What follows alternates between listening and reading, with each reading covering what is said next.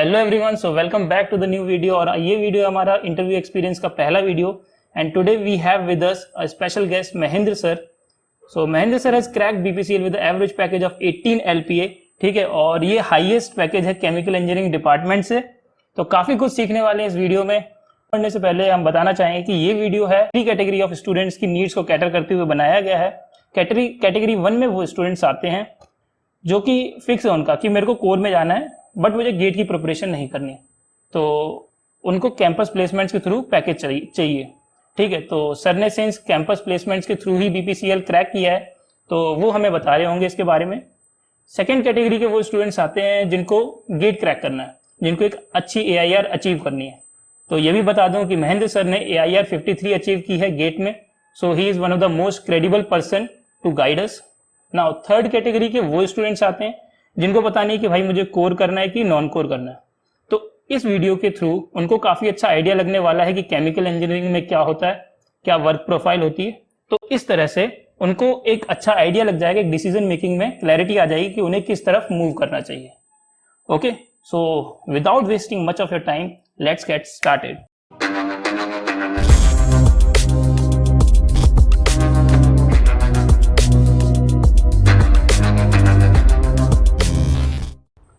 सो hello sir. Hello भाई विकास, कैसा है भाई? बस बढ़िया। तो sir can we start with a short introduction? Okay, तो विकास भाई ने इंट्रोडक्शन तो बहुत अच्छा दे ही दिया है। उसके अलावा बता देता हूँ कि I am Mahendra Singh, originally Jodhpur से हूँ और बचपन से सूरत में ही रहता हूँ। वहीं पे पेरेंट्स काम करते हैं और डे स्कॉलर हूँ। एसवीएनआईटी सूरत से केमिकल इंजीनियरिंग किया है, 2022 पास आउट और कैंपस प्लेसमेंट के थ्रू जैसा विकास ने बताया बीपीसीएल में हुआ है। एंड बस यही। तो सर कॉलेज में आने के बाद मतलब क्या आपका फिक्स था कि मुझे कोर में ही जाना है स्टार्टिंग से, या फिर अगर फिक्स नहीं था तो कौन सा ऐसा सेम था जिसमें आपने डिसाइड किया कि हाँ ये मेरा पॉइंट है, अब से मेरे को कोर के लिए प्रिपेयर करना है? And initial years of college में आपने फिर क्या किया अगर आपने कोर के लिए प्रिपेयर नहीं किया था तो? देखिए यार, पहले तो मेरा फर्स्ट प्रेफरेंस तो केमिकल इंजीनियरिंग था मुझे, क्योंकि बाकी नहीं जाना था। मैकेनिकल और सीएस में इतना इंटरेस्ट नहीं था, तो जाना तो केमिकल इंजीनियरिंग में था। इतनी सूरत में रहते हैं तो बड़ी बड़ी फैक्ट्रीज देखिए, तो वहीं से इंस्पिरेशन आ गया कि फैक्ट्रीज में चलते हैं यार, बहुत बड़े स्केल में काम हो रहा है और डेली लाइफ में अपनी यूज़ भी आ रहा है। तो वहाँ से शुरू किया था। फर्स्ट ईयर में तो यार कोई गाइड करने था नहीं, तो पता नहीं था। तो फर्स्ट ईयर तो बहुत ही वैसा गया कि कोई क्लब्स में नहीं जा पाया, कुछ एक्सपोजर का उतना पता नहीं था कि क्या कैसे करना है। तो फर्स्ट ईयर तो यार कुछ नहीं किया, समझ कुछ भी नहीं किया। फिर सेकेंड ईयर में थोड़ा सीनियर्स वो सबसे इंटरेक्शन हुआ तो समझ आया कि भाई ऐसे तो नहीं चलेगा। सीजीपीए थे 8.2 पर। सीनियर्स ने बोला कि और भी एक्स्ट्रा करिकुलर एक्टिविटीज कर, थोड़े क्लब्स में जा, एक्सपोजर मिलेगा।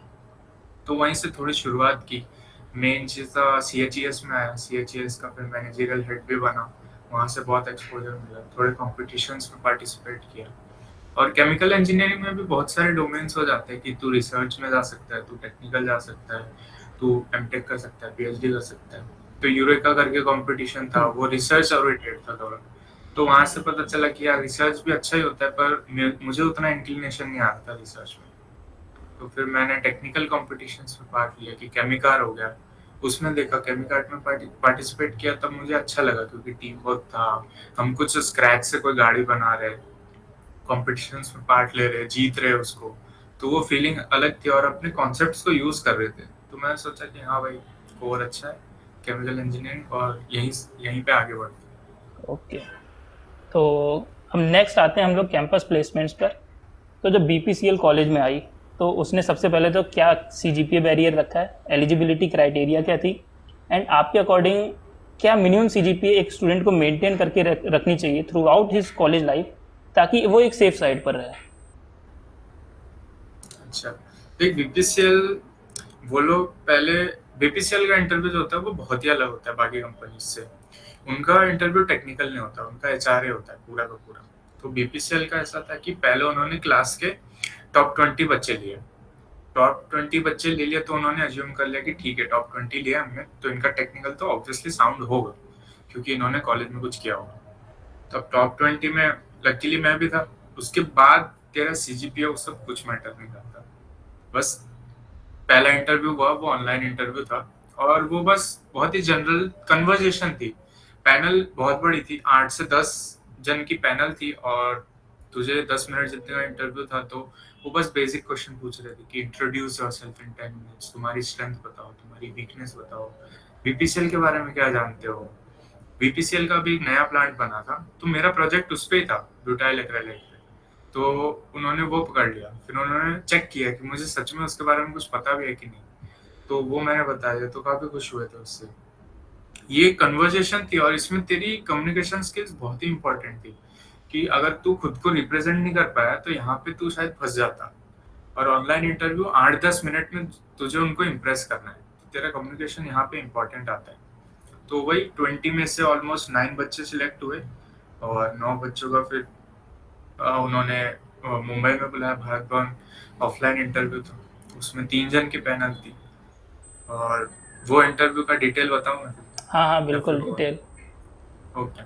तो वो इंटरव्यू ऐसा था ना, वो थोड़ा लेंथी इंटरव्यू था, 40 मिनट का इंटरव्यू था। और वहां पे जो लोग इंटरव्यू ले रहे थे वो बहुत ही हाई पोजीशन पे थे। कि एक तो ऑपरेशंस, रिफाइनरी के ऑपरेशंस का हेड था, दूसरी ऑडिटर थी और तीसरी आई गेस उन्होंने आउटसोर्स की थी। वो मेरी बॉडी लैंग्वेज और मेरी कम्युनिकेशन और बाकी सारी चीजें ऑब्जर्व कर रही थी वो ऑनलाइन। और ये इंटरव्यू बेसिकली ऐसा था कि वो तेरी पूरी लाइफ के बारे में जानना चाहते हैं। तूने शुरुआत से लेके आखिर तक अभी तक क्या किया है, क्यों किया है, कैसे किया है और तू सीखा क्या है उससे।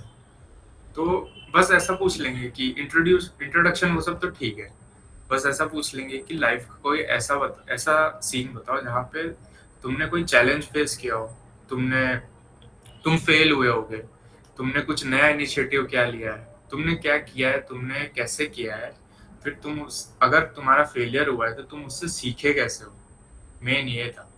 जैसे मैं सीआर था या फिर मैं मैनेजरियल हेड था सीएचईएस का, या फिर मैंने यूरेका में पार्ट लिया था। तो बस वो वही पूछ रहे थे कि तुमने ये क्यों किया और फिर तुमने सीखे कैसे, तुमने इम्प्रूव कैसे किया, बाकी लोगों का क्या फीडबैक था, ये सब के बारे में था।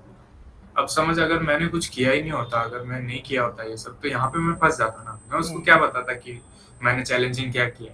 अगर तू बोलेगा कि मैंने जेई पास किया चैलेंजिंग, वो तो सबने किया है, सारे एनआईटीएंस ने किया, वो नहीं दे सकता तू, वो तुझे वहीं रोक देंगे कि ये तो ठीक है, आगे बताओ। एकेडमिक्स नहीं चाहिए उनको, ऐसा था। तो और बेसिक रिफाइनरी की ओवरव्यू, बस एक क्वेश्चन था कि रिफाइनरी का ओवरव्यू दे दो। मैंने थोड़ा बताया, आधे में रोक दिया उन्होंने कि हाँ ठीक है, इसको आता है बस। ऐसा कॉम्पिटेंसी चेक कर रहे हैं, तेरी लीडरशिप है, तेरी कम्युनिकेशन है, वो सब। तो मिनिमम सीजीपीए के बारे में बोल रहा था, तो देख मिनिमम सीजीपीए ऐसा कुछ नहीं है कि तुझे बना के रखनी है, बट ऑन सेफर साइड में बोलूंगा कि 8.5 के ऊपर रख ले। ये कोई कंपलसरी नहीं है, एनआईटी सूरत में तो जरूरी नहीं है, ऑलमोस्ट सबकी जॉब लगेगी, जॉब लाना दिक्कत नहीं है। लेकिन अगर तेरा सीजीपीए अच्छा है ना, तो भाई तेरे पास अपॉर्चुनिटीज बहुत सारी होंगी। जैसे हमारे को ईआईएल आई थी ना रिक्रूटमेंट के लिए, बहुत अच्छी कंपनी है वो भी। ईआईएल ने सीधे टॉप 2 या टॉप 3 को ही लिया इंटरव्यू के लिए।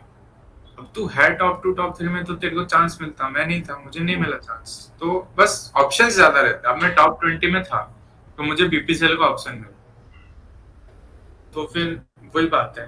और अगर कोई है ऐसा जो एमबीए के लिए प्लान कर रहा है, तो वो तो 8.5 के ऊपर बना के रखना, उनको अच्छा रहेगा, वो मार्क्स मिलेंगे उसके। तो 8.5 इसलिए बोला मैंने। और बाहर तो एमएस वो सब बीपीसीएल में, करते हुए तो भी थोड़ा काम लगेगा।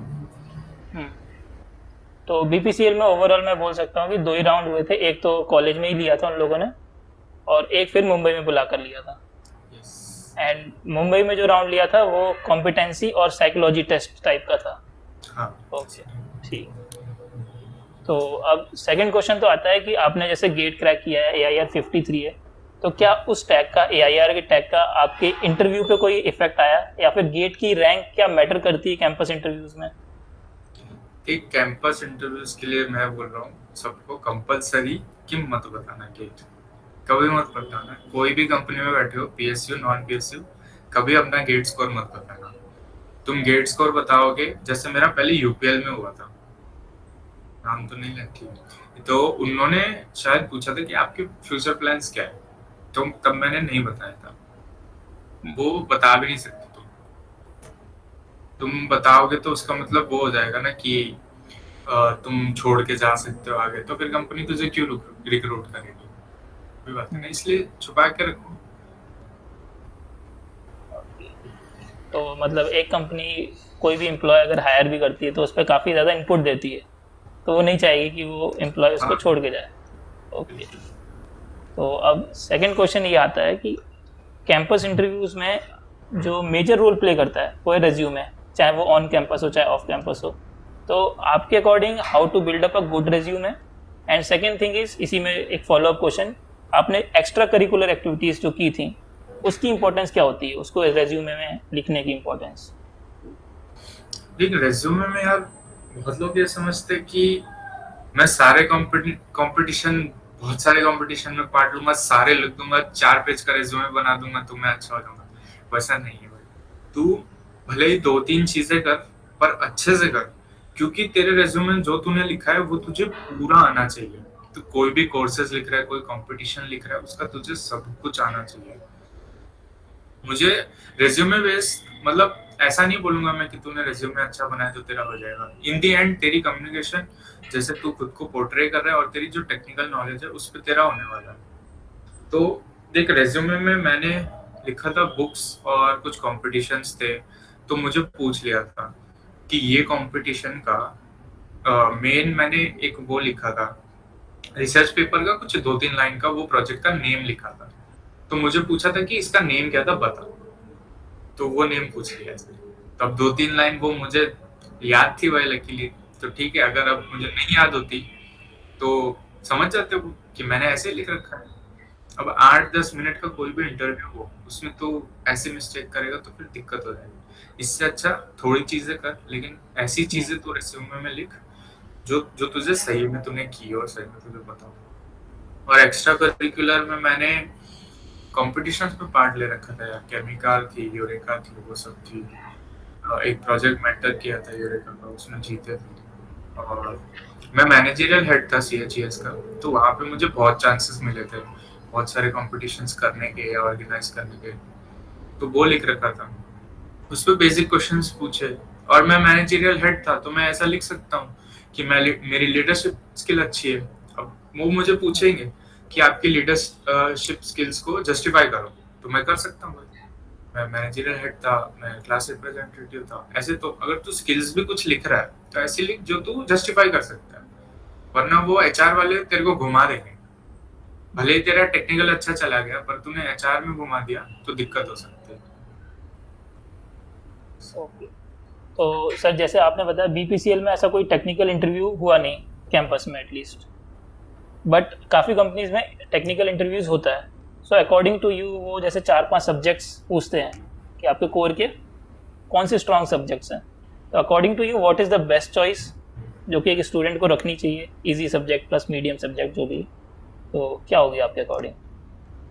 एक केमिकल इंजीनियर में टेक्निकल जाते हैं, मोस्ट ऑफ इंटरव्यू टेक्निकल जाते हैं। बीपीसीएल बहुत ही एक्सेप्शन है, उन्होंने बहुत ही अलग रिक्रूटमेंट प्रोसेस रखा है। तो टेक्निकल में मैं तुझे बोलूंगा कि सीआरई, एफएम, एचटीओ, एमटीओ और थर्मो, ये 5 तो बहुत ही इंपॉर्टेंट है। और इसमें करना ज्यादा कुछ नहीं है, मेरे पास मटेरियल्स है, मैंने जैसे प्रिपेयर किया था, तो मैं मटेरियल्स तेरे को भेज दूंगा, तू सर्कुलेट करवा देना, तो उसमें बहुत ही हेल्प हो जाएगी। और तेरी बुकिश नॉलेज नहीं काम आएगी, काम आएगी थोड़ी बहुत, पूछ लेंगे सेकंड लॉ क्या है, उससे ज्यादा नहीं। फिर तुझे थोड़ा प्रैक्टिकल नॉलेज पूछेंगे, वो मैंने बना रखा है अच्छे से, डॉक्स बहुत सारे वीडियोस है, वो देख लेना, तो उससे 80% ऑलमोस्ट कवर हो जाना चाहिए। मैंने तो उतना ही पढ़ा था, तुम लोग और भी पढ़ लेना। और वो है, और एक मेन चीज है तेरी इंटर्नशिप। इंटर्नशिप मैंने कोई बहुत ही अच्छी कंपनी में बहुत बड़ी नहीं करी थी, 15 दिन की करी थी।